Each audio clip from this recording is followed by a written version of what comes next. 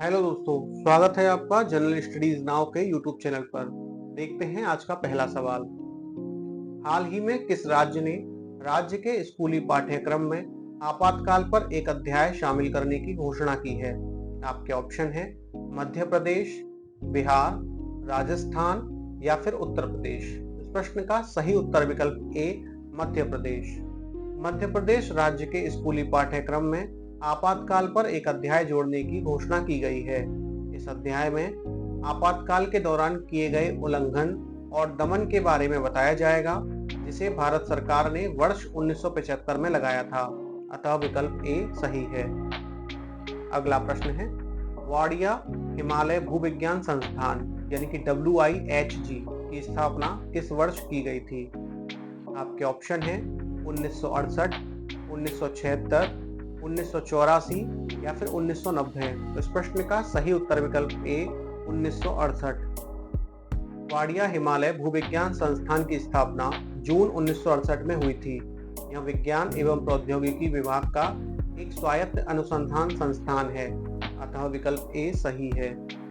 अगला प्रश्न है, भारतीय भूविज्ञान सर्वेक्षण का मुख्यालय कहाँ स्थित है? आपके ऑप्शन है लखनऊ, जयपुर, नागपुर या फिर कोलकाता। तो इस प्रश्न का सही उत्तर विकल्प डी कोलकाता।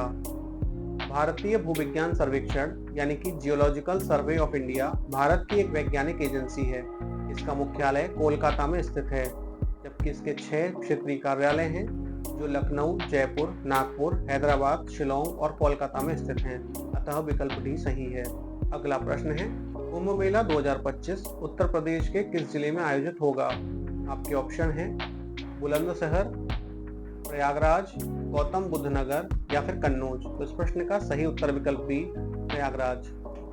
कुंभ मेला 2025 उत्तर प्रदेश के प्रयागराज जिले में आयोजित होने जा रहा है। आपको बता दें कि कुंभ मेला विश्व में तीर्थ यात्रियों का सबसे बड़ा शांतिपूर्ण समागम है, जिसके दौरान तीर्थयात्री पवित्र नदी में स्नान या डुबकी लगाते हैं। अतः विकल्प बी सही है।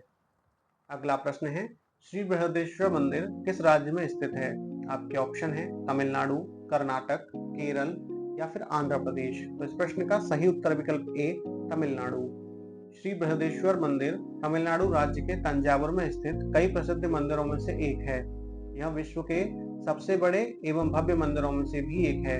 इस मंदिर का निर्माण चोल सम्राट राजा राज प्रथम द्वारा 1003 ईस्वी से 1010 ईस्वी के मध्य कराया गया था। उनके नाम पर ही इसे राज राजेश्वर मंदिर के नाम से भी जाना जाता है। अतः विकल्प ए सही है।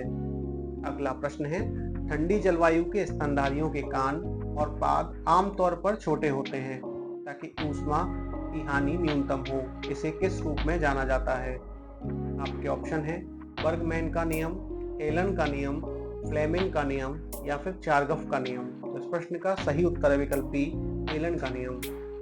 ठंडी जलवायु वाले स्तनधारियों के कान और पाद आमतौर पर छोटे होते हैं ताकि ऊष्मा की हानि न्यूनतम हो।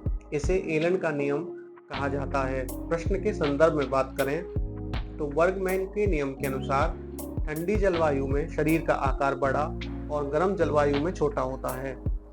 बड़े शरीरों का सतह क्षेत्र आयतन अनुपात से छोटा होता है।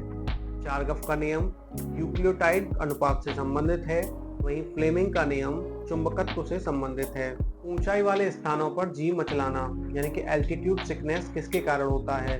आपके ऑप्शन है कम वायुमंडलीय दबाव के कारण ऑक्सीजन की कमी, कम वायुमंडलीय दबाव के कारण अतिरिक्त ऑक्सीजन, उच्च वायुमंडलीय दबाव के कारण ऑक्सीजन की कमी या फिर उच्च वायुमंडलीय दबाव के कारण अतिरिक्त ऑक्सीजन। तो इस प्रश्न का सही उत्तर विकल्प ए कम वायुमंडलीय दबाव के कारण ऑक्सीजन की कमी।